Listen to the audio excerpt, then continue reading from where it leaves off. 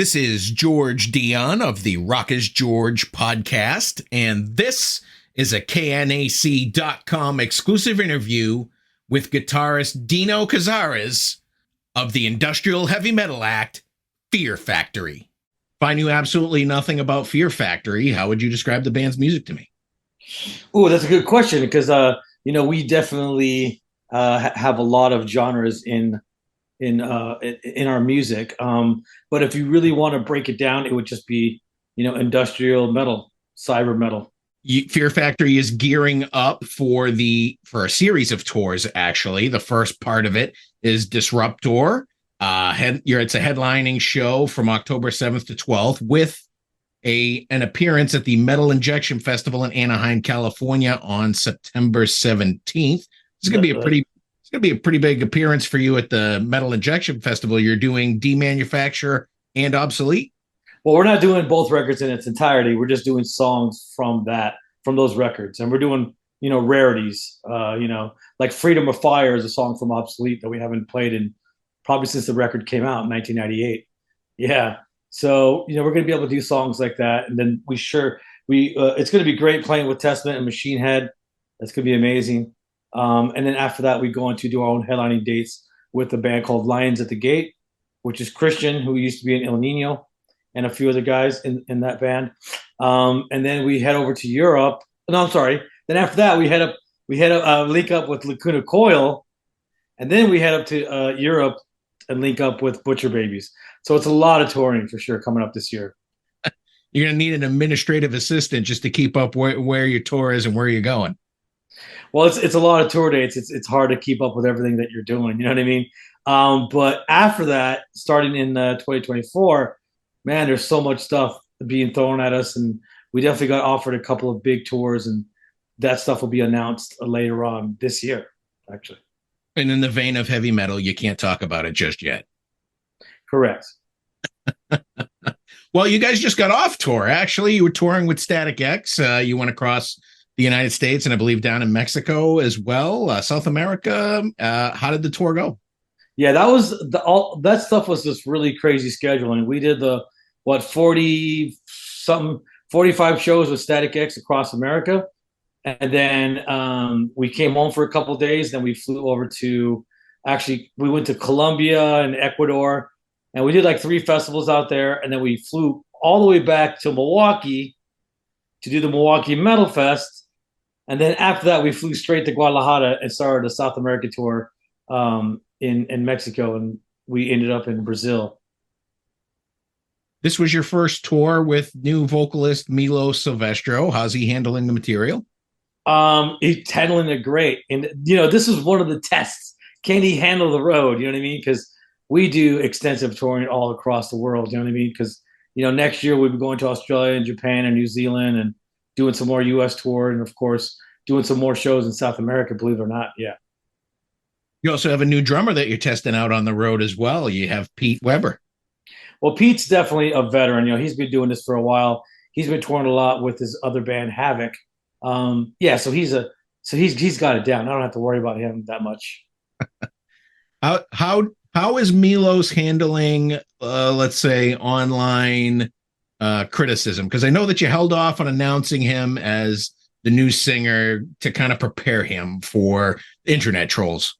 Well, I really didn't hold off on introducing him because I wasn't sure. I mean, who I was going to pick because we had a lot of people and there was a lot of good submissions. And I had a few people to choose from. But then when I did pick Milo, we only waited maybe a couple of months before we announced it. It wasn't that long. Yeah. A lot of people thought that I got a new singer like a year or 2 ago. No, it was more like 6 months ago. You know what I mean? But he's been handling it well. And there hasn't really been too much online trolling at all whatsoever. I was really surprised, actually, How did you end up finding Milo? Did you do like auditions or did you see him on YouTube like a lot of bands have found their singers lately? Yeah, well, he did a medley of Fear Factory's first record. And he's also did one of the songs from the record called Mechanize. He played every instrument. So he played keyboards, drums, bass, guitars, and of course vocals. So he did it all. So this kid was multi-talented and not just singing, but everything else that he touches, he seems to be really good at. So yeah, it took a while to decide on who I was gonna have in the band. As if the touring schedule for Fear Factory isn't enough for you, you were touring with Soulfly as their live guitarist, and I saw that I had completely forgotten you appeared on their debut album, which was a beast. But must have been a good time going out with the guys from Soulfly. Oh, it was great. Max has been my friend for 30 some years, and just being able to play alongside with him was great. He's like my brother. I've known the whole family for many years. And whenever he asked me to tour, I said, "Hell yeah, no problem." So I was there, and I did about 2 months. I'm sorry, 2 years with him, and not just Soulfly, but also played with Cavalera tour as well. Listen, got to keep it busy now that you're not locked down anymore, right? Yeah, well, the whole time while I was looking for singers and auditioning people, via video, at that time I was, just touring with keeping myself busy, of course. You guys got a couple of reissues that you put out over the summer. Your 2010 album, Mechanize. You get 3 bonus tracks on this. This was your 8th studio album and your return after a brief hiatus. This album kind of addresses man's relationship with machines. I feel like it was a prediction of 10 years later.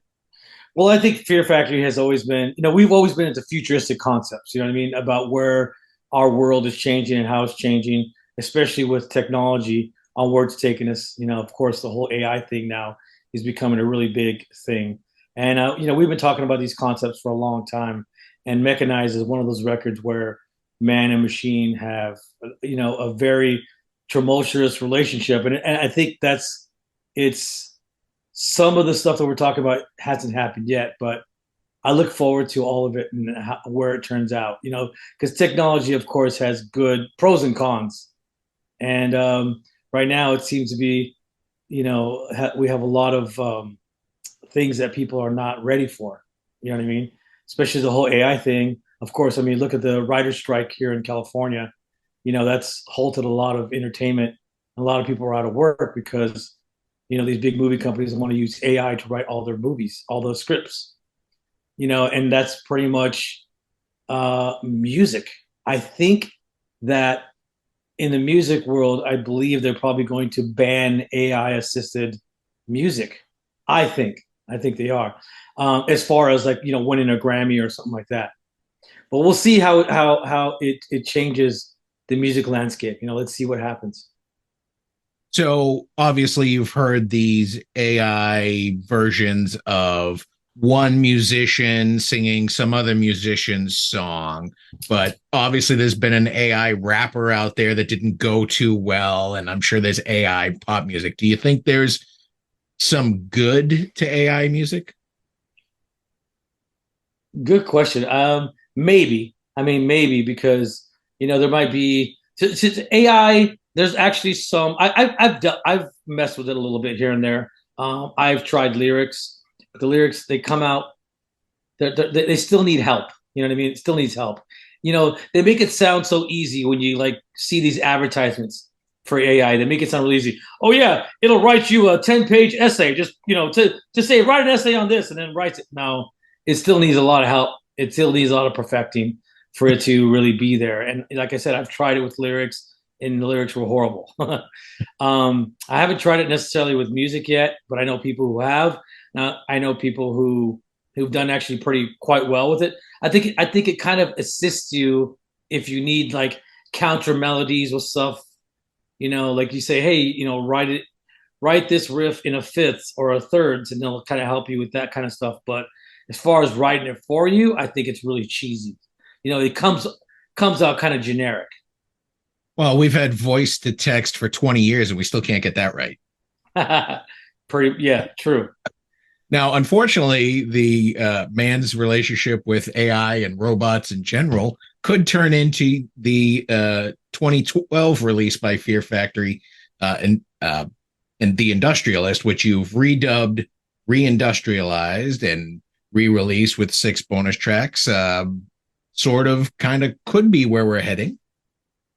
Oh, of course, but that's reindustrialized is more about the AI wanting, or the AI wanting more uh, rights, as you would say. Kind of, it's so much to deal with how it is just with certain groups that want to be, respected, or I don't want to name any because I don't want to go into that subject, and we could easily go there, and people can always misconstrue what I'm trying to say. But it basically wants to exist more, and it wants to survive, and it wants to have more life, and it wants to be coexist with humanity. And once they replace actors, they're going to want the millions of dollars that those guys get. Yeah, it's only a matter between AI pretty much replaces the actor. You know what I mean? And in some case it does. I mean, if you watch video games, all that AI stuff, all the acting in between the actual games, it's pretty much all AI, and that's could be where we're headed with movies. I mean, we kind of already, if you look at all those old cartoon type movies and all those certain effects that they use. Of course, that's been there for many years, but now it's to the point where it might replace the actors, and that's where it's going to get really, really fucking. It's going to piss off a lot of people. Now you did tweak this album a little bit, earning it the re-industrialized title. You kind of changed your tone on the guitars, added live drums. Did you feel like those things were lacking back when the album first came out, or did you say, you know what, I could do this better?